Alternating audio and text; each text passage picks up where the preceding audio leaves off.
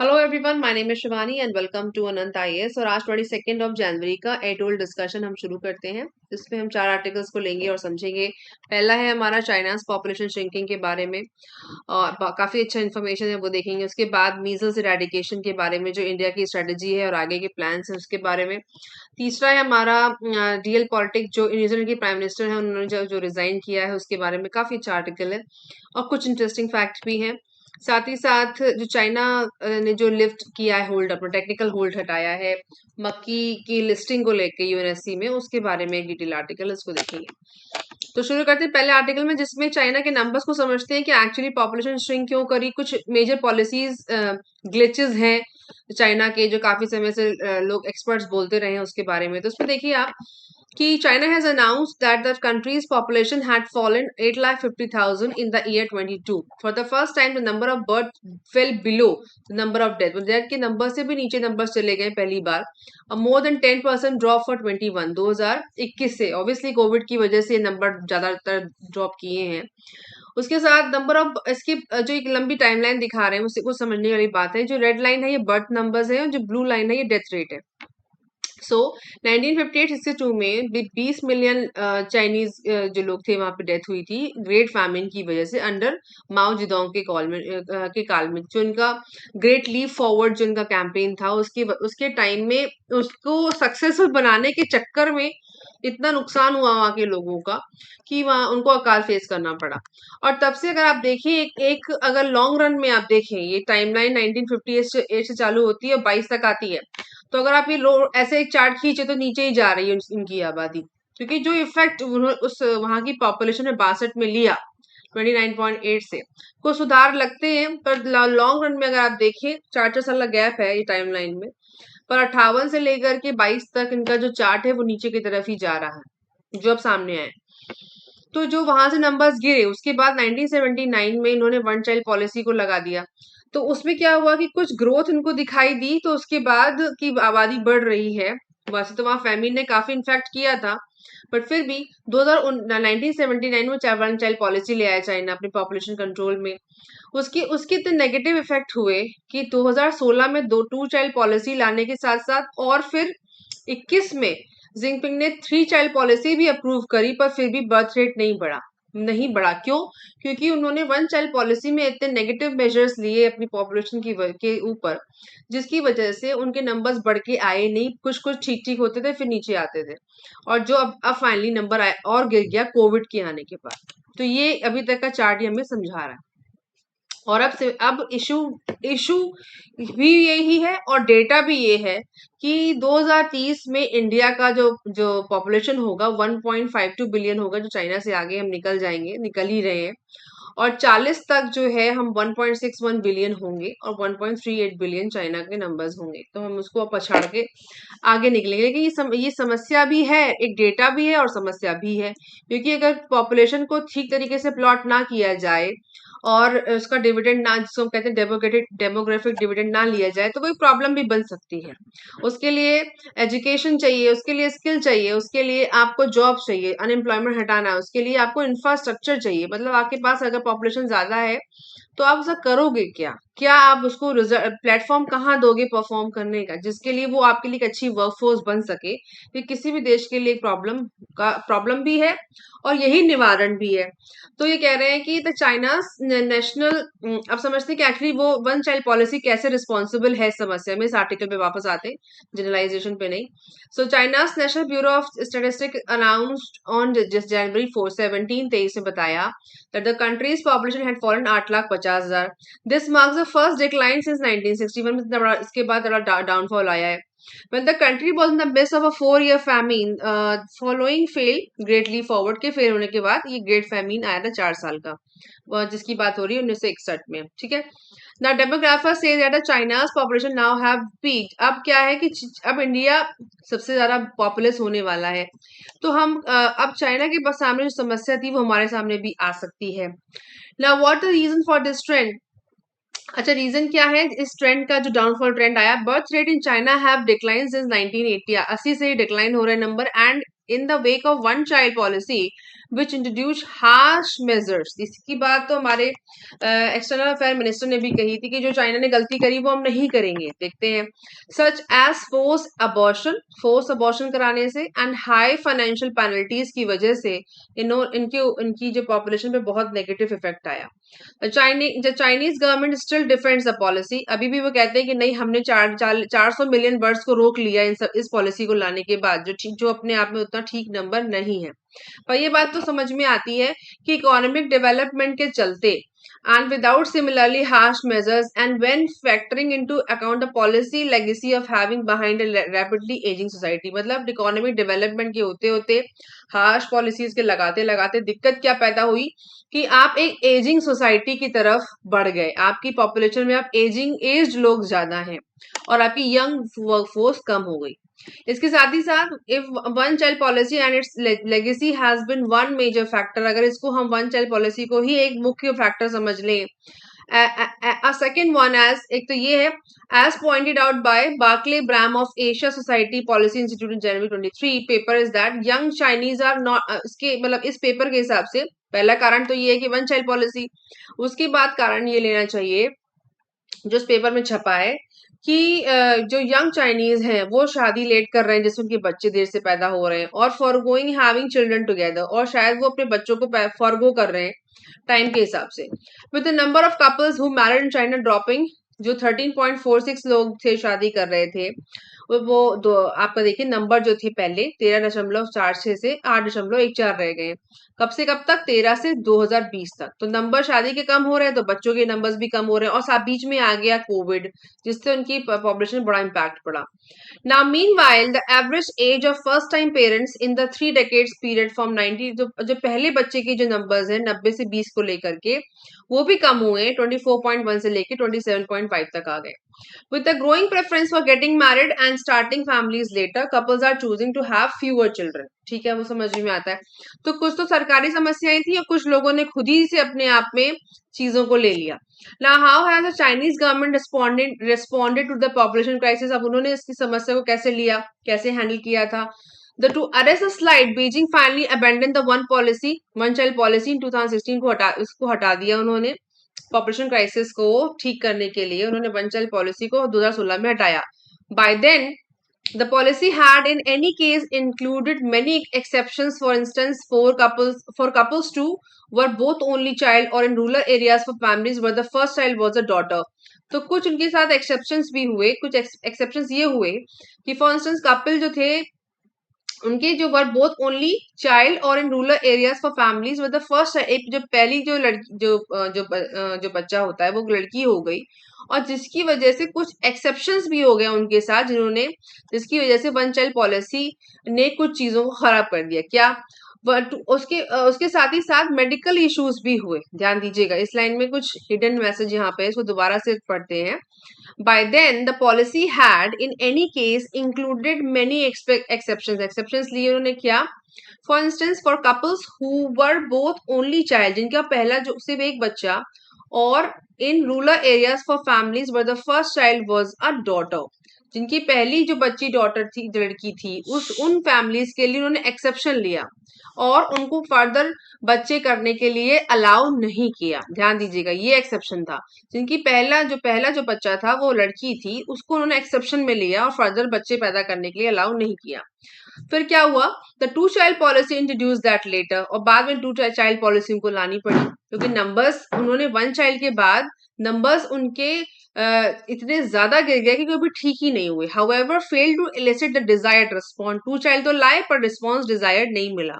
A government survey conducted that year found 70% attributed high cost of healthcare and education as a factor. उन्होंने बोला कि government सर्वे कहता है कि जो एक साल में 70% जो हाई कॉस्ट और हेल्थ केयर और एजुकेशन एज ए फैक्टर जो था, जिसकी वजह से 2 चाइल्ड पॉलिसी उनका सक्सेसफुल नहीं हुआ. मतलब एजुकेशन और हाई कॉस्ट के चलते, जैसे कि पहले मैंने कहा था, कुछ ऐसे यंगस्टर्स ही मानते थे कि हम बच्चा अफोर्ड ही नहीं कर सकते. ये पहले भी एक आर्टिकल में आया था. तो कॉस्ट हाई थी, हेल्थ केयर की समस्याएं भी थी, और साथ ही साथ एजुकेशन भी फैक्टर है. सब पैसे से जुड़ा हुआ है ना. जब पैसा ही नहीं होगा तो क्या पढ़ाएंगे एक्चुअली अपने बच्चों को. तो कुछ आपके कपल्स ने उनको फॉरगो करा, बच्चे करने की नहीं सोची. Now ahead of the rollout of the current year plan 21-25 का जो current year plan है उसके हिसाब से वो कह रहे हैं कि major policy measures to actively address the ageing of population. अब क्या समस्या है कि जो जनसंख्या है उसमें एजिंग पॉपुलेशन ज्यादा है, जिसके लिए आपको हेल्थ केयर पर्सन नंबर ज्यादा चाहिए और साथ ही साथ आपकी यंग फोर्स भी कम हो रही है। उसके बाद उन्होंने 3 चाइल्ड पॉलिसी को भी ला के देखा, लेकिन उसका कोई फायदा नहीं हुआ क्योंकि ये सारे फाइनेंशियल इश्यूज, मेडिकल इश्यूज अभी भी उनको सामने दिखाई पड़ रहे हैं। Now, harder to address, however, are the widening personal preferences for smaller families. ये अब देखिए वहां की जनसंख्या की भी पर्सनल प्रेफरेंसेस हैं कि वो नहीं करना चाहते बच्चे फर्दर। और ये जो ये सिचुएशन आ गई है, ये जापान के बराबरी की सिचुएशन आ गई है जहां पे अब यंग पॉपुलेशन कम है और एज लोग ज्यादा हैं। तो समझने वाली बात ये है कि अब चाइना जापान वाले एक्सपीरियंस या उस पाथ पे चल निकला है जहां पर current 60 for main and 55 for women, जहां पे रिटायरमेंट एज क्या है 60 for main and 55 for women. मतलब जापान में जैसे एज पॉपुलेशन ज्यादा है, तो चाइना के इस स्टेप के बाद 1 चाइल्ड पॉलिसी के बाद नंबर्स बहुत तगड़े से गिरे और अब वो जापान के लेवल पे आके खड़ा हो गया। Now what will be the impact on China's economy. अब क्या इसका इम्पैक्ट क्या आएगा कि आपकी जो वर्किंग एज पॉपुलेशन है वो कम हो गई, आपका जो वर्क फोर्स है, आपका यंग वर्क फोर्स है वो कम हो गया। साथ ही साथ अभी तो शुरुआत है, आगे आगे और नंबर गिरेंगे। और a major concern is economic impact of shrinking workforce, जैसा कि मैंने कहा श्रिंकिंग वर्कफोर्स। उसके साथ the size of China's labour force already peaked in 2011 by 925 and is likely to drop by 700 million by 2050। 2050 से 700 मिलियन नंबर्स और गिरेंगे। Articles in China's media have recently expressed longer term anxiety about the factory moving out to India। अब कुछ factories जो हैं जिसका वो गढ़ माना जाता है चाइना, वो मूव होके इंडिया आ रही हैं, कंपनीज की factories. That will this year become the world's most populous country with the demographic dividend and labor force for a profile similar in age of China in 1980। Article में पहले भी हम कल के आर्टिकल में पढ़ चुके हैं कि 1980 में जो इसकी यंग पॉपुलेशन थी चाइना की, उसके हिसाब से अब इंडिया का नंबर होगा जहां पे डेमोग्राफिक डिविडेंड या यंग वर्क फोर्स सबसे ज्यादा होगी, लेबर फोर्स, और सिमिलर तरह की एज ग्रुप की होगी, जिससे हमारे सामने एक बहुत सुनहरा पक्ष तो है ही कि एज को हम यूज कर सकते हैं लोगों की, हम जीडी में कंट्रीब्यूशन कर सकते हैं, लोगों को और स्किल बना करके उनको अपने ही डेमोग्राफिक डिविडेंड या जिसे कहते हैं लाभांश को ले सकते हैं। पर उसके बाद क्या, अगर वो नहीं दे पाए तो फिर क्या, China is a big country, उस केस में उनकी उनकी पॉलिसी भी उस लेवल तक सक्सेसफुल नहीं हुई। समस्या हमारे सामने भी है। The size of China's labour force already peaked in 11,925। 2011 का डेटा है, जब आप देख ही रहे हैं 2010 से लेकर के आप 20 तक का डेटा देखिए, चाइना का एक बहुत ही अमेजिंग टाइम फ्रेम रहा है। तो 2011 में उनका 925 मिलियन की उनकी आबादी थी, पीक करे टॉप पे थी एकदम, जब उनकी वर्कफोर्स बहुत इफेक्टिव थी। तो ये कुछ सवाल हैं जो इस आर्टिकल से हमको समझ में आते हैं। इसके लिए इस मेंस में क्वेश्चन इंपॉर्टेंट है ये बहुत ज्यादा, और इंडिया के लिए भी, क्योंकि इंडिया वहीं पे पहुंच रहा है, तो क्या हमारे लिए डेमोग्राफिक डिविडेंड्स को इनकैश कराना आसान होगा, ये भी एक मेंस के आसपास से क्वेश्चन हो सकता है। और प्री के लिए इंपॉर्टेंट है कि व्हाट इज डेमोग्राफिक डिविडेंड, पहले ये पूछा जा चुका है। ना next is India plan to eradicate measles और रुबेला। ध्यान दीजिएगा, मीजल्स जो है, जो खसरा कहते हैं, वो एक वायरस है जिसका संक्रमण बहुत ज्यादा होता है। स्किन पे चिकत्ते पड़ जाते हैं लाल कलर के, और इन्फेक्शन बच्चों में होता है ठंड लगने से, नाक बहने से। और रुबेला भी सिम्टम उसके वैसे ही होते हैं, पर रुबेला थोड़ा कम इफेक्टिव होता है। लेकिन इसके लिए एक मीजल्स और मम्स करके, और मीजल्स मम्स रुबेला करके एक वैक्सीन लगाई जाती है। उसका प्रोग्राम इंडिया में ऑलरेडी चल चुका है, इंद्रधनुष करके एक प्रोग्राम तो इंडिया में ऑलरेडी चल चुका है। तो अब कह रहे हैं, ये आर्टिकल कह रहा है कि हमारे सामने, अच्छा सवाल कुछ ये आर्टिकल उठा रहा है, पहले इसको पढ़ लेते हैं।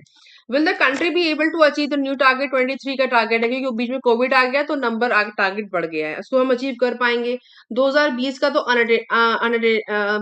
अनअटेनेबल था, लेकिन अब 23 का नंबर हम अचीव कर पाएंगे क्या, वायरस क्या फेटल है कि नहीं है, वैक्सीनेशन प्रोग्राम क्या है, ये सब चीजें ना। द पॉइंट इज प्री के लिए इंपॉर्टेंट है कि एक्चुअली एमएमआर क्या चीज होती है, और मीजल्स मम्स रुबेला, इसके बारे में आप प्री में क्वेश्चन तैयार कर लीजिए, ये प्री के लिए इंपॉर्टेंट हो सकता है। उसके साथ मिशन इंद्रधनुष को भी आप थोड़ा सा देखेंगे, क्योंकि वो भी पूछा गया है, प्री में पूछा जा सकता है.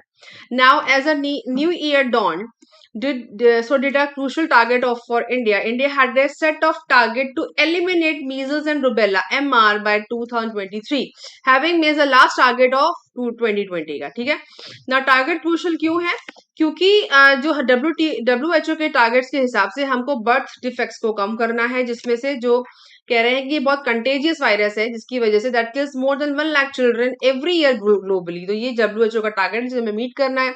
Both measles and rubella can be prevented by just 2 doses of same. और मजे की बात ये है कि जो मजे की बात और इफेक्टिव बात ये है कि 2 डोज लेने से ही इसको इफेक्टिवली हटाया जा सकता है, मीजल्स और रुबेला दोनों को. पर वो डोजेस मिलनी चाहिए बच्चों को.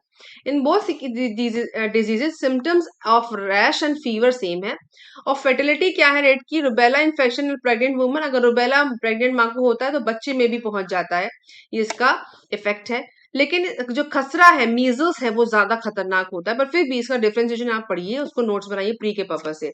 नाउ कह रहे हैं कि जो डॉक्टर जेकब जॉन का इंटरव्यू है, उसमें कह रहे हैं कि equates MR equates it to be a phenomena similar to कोविड-19 इन्फेक्शन. वो कोविड-19 के इन्फेक्शन जोड़ रहे हैं जो इतना ज्यादा खतरनाक है, जो चाइना में ऑलरेडी लास्ट ईयर फैला था.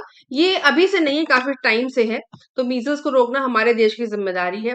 रॉबस्ट इसके लिए करना क्या पड़ेगा? रॉबस्ट वैक्सीनेशन प्रोग्राम, बहुत ताबड़तोड़ तरीके से वैक्सीनेशन करना पड़ेगा, will help achieve the necessary targets. और इसके लिए एक्चुअली वो एक मेथड भी बता रहे हैं, इसमें इसके पढ़ेंगे अभी, कि मिशन इंद्रधनुष जो लॉन्च हुआ 2014 को, to revamp up vaccinating the unvaccinated population को करने का था. तो इस मिशन को पढ़ना जरूरी है, क्योंकि इसी में इम्यूनाइजेशन प्रोग्राम को आगे लेकर के आए, जिसमें रुबेला कंटेनिंग भी है और मीजल्स कंटेनिंग भी है, और उसकी वैक्सीन लगाई जाती है बच्चों को. तो इसमें कुछ फैक्चुअल डेटा प्री के लिए इंपॉर्टेंट है, मेरी समझ से वो जरूरी है. 2010 और 13 में India conducted a phase measles catch up immunisation for children age 9 months to 10 years in 14 states, vaccinating approximately 119 million children. तो एज यहाँ पे दी हुई है 9 महीने से लेकर के 10 साल तक के बच्चों को इसमें कवर करने का जो ड्राइव थी वो उठाई गई थी. ठीक है. तो इसको अब एक बार गो थ्रू करेंगे. साथ ही साथ अब वो कह रहे हैं कि हाँ, तरीका क्या है? Is that the target to eliminate MR achievable? Yes, it is achievable. लेकिन वो तरीका क्या है कि डिस्ट्रिक्ट बाय डिस्ट्रिक्ट में अगर सबको इम्यूनाइजेशन रेट कंडक्ट कराने का, फीवर को रोकने का और सर्विलियंस प्रोग्राम चलाया जाए, तो MR को रोका जा सकता है, ये कह रहे हैं.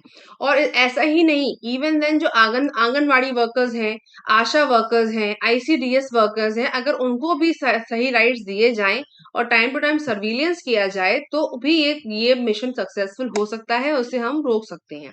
साथ ही साथ वो कह रहे हैं कि ये जो WHO का जो हमें टारगेट लिया, उसको अचीव करने के लिए हमें सर्विलियंस की बहुत जरूरत है. तो ये स्टेटमेंट बहुत रिमार्केबल है, क्वेश्चन बन सकता है. A threat of infection anywhere is a threat everywhere. ध्यान दीजिएगा. By increasing surveillance India can reach MR elimination goal, says WHO. ठीक है. तो ये था हमारा सेकेंड आर्टिकल. थर्ड आर्टिकल हमारा जो है, जैसे मैंने कहा कि न्यूजीलैंड की प्राइम मिनिस्टर ने रिजाइन किया और 7 फरवरी इनका लास्ट डेट ऑफिस में है. तो उसके बारे में है, इनके टाइम फ्रेम को, जिस शासन काल में इन्होंने शासन किया, उसे कहते हैं जसिंडा मेनिया. उसको शब्द दिया गया है जसिंडा मेनिया. और ये बहुत ही फेमस प्राइम मिनिस्टर रही, और उनके टाइम में उन्होंने काफी बड़े बड़े स्टेप भी लिए, काफी काम करने का यूनिक स्टाइल था, और सबसे यंगेस्ट प्राइम मिनिस्टर रही. तो उनके कुछ अचीवमेंट्स यहाँ पे हैं जो शेयर किए जा रहे हैं कि उन्होंने क्यों छोड़ा. तो अभी तो गेस वर्क चल रहा है, कि स्पेकुलेशन चल रहा है कि उन्होंने क्यों छोड़ा. पर फिर भी जनरल इलेक्शन 2020 में न्यूजीलैंड हैज अ 3 ईयर, क्योंकि न्यूजीलैंड में 3 साल का ही टेन्योर है इलेक्शन का. सो हैड बीन री इलेक्ट, उन्होंने री इलेक्शन के लिए अभी कुछ एग्री नहीं किया, और उसको कहा कि नहीं, अब वो छोड़ना चाहती हैं. So Miss Ardern had been reelected in a landslide of historic proportion, जब वो री इलेक्ट हुई थी 2020 में. Her popularity following her successful handling of pandemic was at its peak. और तभी उन्होंने जो क्राइसिस को इतनी अच्छे तरीके से हैंडल किया, और उनकी जो बहुत फेमस हुई उस टाइम पे वो. But in the post pandemic month she did seem like the law of averages. और काफी चीजें जो बाद में हुई इसमें फंस गई, ट्रैप में लगता आ गई, जिसकी वजह से उन्होंने रिजाइन किया. वो कह रहे हैं कि लॉ ऑफ एवरेजेस का मतलब होता है जो होना होता है वो होके रहता है, उन सब चीजों में फंस गई है. वो चीजें क्या थी? जैसे कि चीजें बता रहे हैं, इन्फ्लेशन आ गया, अफोर्डेबिलिटी क्राइसिस है, राइजिंग क्राइम रेट्स है, backlash against progressive policy initiative. So काफी चीजें ऐसी थी जिसकी वजह से उनको रिजाइन करना पड़ा। ऑब्वियसली एक देश का प्राइम मिनिस्टर रिजाइन कर रहा है तो इस सब चीजें तो होंगी ही होंगी, और क्या कारण होगा। साथ ही साथ ये लोग कुछ लोग ऐसे भी बोलते हैं कि वो पहली ऐसी महिला थी बेनजीर भुट्टो के अलावा जो अपने टाइम पे प्रेग्नेंट हुई, और साथ ही साथ उन्होंने अपने परिवार को भी सपोर्ट किया, और एलजीबीटी राइट्स के लिए भी वो काफी एक्टिव थी। साथ ही साथ जो जो पुरुष महिलाओं से नफरत करते हैं उनके लिए भी उन्होंने काफी काफी अच्छा अपना एक्सप्रेशन रखा, जिससे वो न्यूज में बनी रही। और उनके उनके टाइम को जेसिंटा मेनिया कहते हैं। Given that her position were not very different from that of her predecessor, observers attributed the upswing in Labour fortunes. Labour's के लिए उन्होंने काफी काम किया, और साथ ही साथ उन्होंने मॉरल लीडरशिप की एक स्टेटमेंट को सामने रखा कि हमारे जो मेरा देश है, उन्होंने लाइन बोली थी, although small one with limited influence to provide moral leadership on the global stage. वो कह रही ग्लोबल स्टेज पे हमें मॉरल लीडरशिप को सामने रखना चाहिए। और शायद यहाँ से उनका एक स्टेप था ये समझाने का कि वो वॉकिंग द टॉक स्टाइल में एक वर्ल्ड लीडर की तरह काम करना चाह रही थी। उसका एक फ्लिप साइड ही बता रहे हैं वो, कि वो मिसोजिनी का मतलब होता है वो पुरुष जो महिलाओं से नफरत करते हैं उनके खिलाफ, और सेक्सिज्म के खिलाफ उन्होंने काफी उनका डोमिनेटिंग टेन्योर रहा। She became only second prime minister in history, दूसरी ऐसी महिला रही है पीएम जिन्होंने बर्थ दी, एक बच्चे को जन्म दिया और मां बनी। और पाकिस्तान की बेनजीर भुट्टो के बाद उनका नाम आता है। साथ ही साथ उन्होंने उन्होंने अपने फैमिली को भी लेकर के चला, और कुछ लोग कह रहे हैं कि ये कारण भी है जिसकी वजह से वो ऑफिस को छोड़ रही हैं और उनको अपनी फैमिली पे कंसंट्रेट करना है। साथ ही साथ उन्होंने कोविड टाइम में न्यूजीलैंड में नंबर्स को सबसे कम रखने में बहुत बड़ा योगदान दिया। The first big test of her premiership came when the pandemic struck. जब पैंडेमिक हुआ था तब उन्होंने काफी हद तक अपने देश को नंबर्स में बचा के रखा और नंबर्स कम रखे। और सबसे रिमार्केबल स्टेप वो आया जब वो फेमस हुई, तो जब उनका वो जो टाइम था जब क्राइस्टचर्च शूटिंग्स हुई उनके देश में, जहां 51 लोग मारे गए, और शूटिंग में एक्चुअली दो मॉस्क मतलब क्या कहते हैं मस्जिदों पे अटैक हुआ और 51 लोग मारे गए। तब उन्होंने सारी चीजों को दरकिनार करते हुए हिजाब पहना, और मतलब दुख प्रकट करने के लिए उनकी फैमिली से मिलकर गई, और यहाँ वो काफी फेमस हुई। तो उन्होंने लोगों को जिन्होंने अटैक किया उनके ऊपर बोलने से बजाय जो जो पीड़ित थे उनको सपोर्ट करने का काम किया। ये चीजें इन्होंने पोलराइज नहीं किया उस चीज को कि वो लोग खराब है हम लोग अलग हैं, ऐसा नहीं हुआ। She followed this up by expanding gun control regulation, और उन्होंने गन कंट्रोल रेगुलेशन को आगे लेके आए, जैसे कि यूएस में नहीं है। देखिए वहां हर साल इतने अटैक होते हैं, पर यूएस में सुविधा ये गन कंट्रोल नहीं रखा गया है, पर उन्होंने गन कंट्रोल को लेकर के आगे आई। साथ ही साथ इंपॉर्टेंट एस्पेक्ट इसका ये है कि उन्होंने politics informed by a moral vision उसको उन्होंने आगे रखा, और डूइंग द राइट थिंग। अब वो हमेशा कहती रही हैं कि doing the right thing rather than what best suits one interest. सही चीज को करना चाहिए, डू द राइट थिंग एक स्टेटमेंट भी है, इज नॉट अनथिंकेबल। जो सही है उसको वक्त पे करना चाहिए, ये सोचना नहीं चाहिए कि आपके भले का क्या है। Some believe Miss Arden's decision might have been sparked by an urge to prioritize her commitment to her family. मतलब अपनी फैमिली को देखने की वजह से भी वो छोड़ना चाहती हैं, but maybe by resigning she was simply trying to do the right thing by her family, by her party and by her country. तो ये एक स्टेटमेंट यहाँ से हम ले सकते हैं, मेंस के लिए इंपॉर्टेंट हो सकता है कि do the right thing is important, क्योंकि एक देश का प्राइम मिनिस्टर अपनी पोस्ट को छोड़ रहा है तो वो क्या चीज सही करना चाह रही है जो उस पोस्ट को छोड़ रही है, इसके ऊपर आप एनालिसिस करके मेंस के लिए सवाल तैयार कर सकते हैं।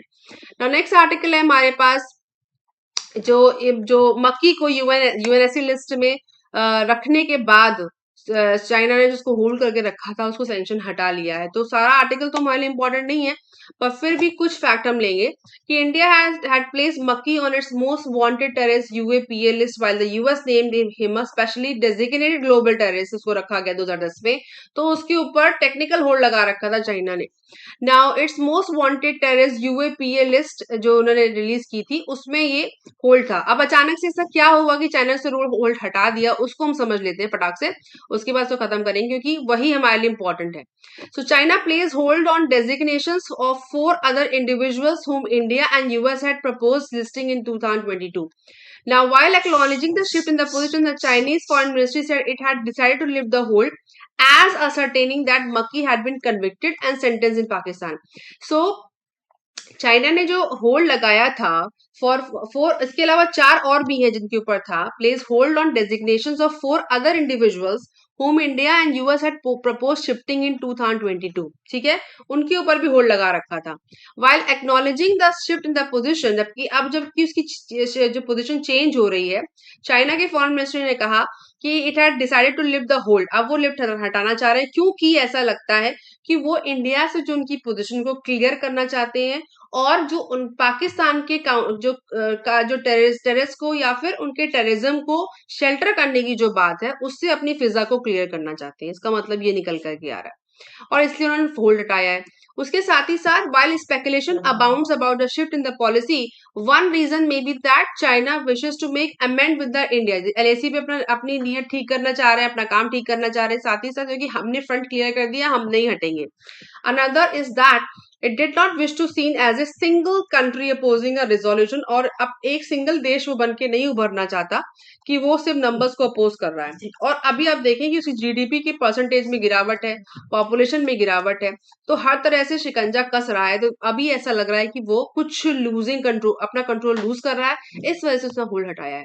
और China decision may also indicate some behind the scene negotiation with India which would become apparent if Beijing makes, अगर बीजिंग यूटर्न लेता है तो जो हमारे कुछ हिडन नेगोशिएशंस हैं उनको क्लियर करने की कोशिश भी कर रहा है, ऐसा लग रहा है. तो यही इतना पार्ट इस आर्टिकल का बहुत इंपॉर्टेंट है मेंस के पर्पज से. आप इसे नोट्स बना सकते हैं. ये सभी आर्टिकल हिंदू की वेबसाइट पे अवेलेबल है, आप गो थ्रू कर सकते हैं और अपने मेंस प्रिपरेशन में इसको यूज कर सकते हैं.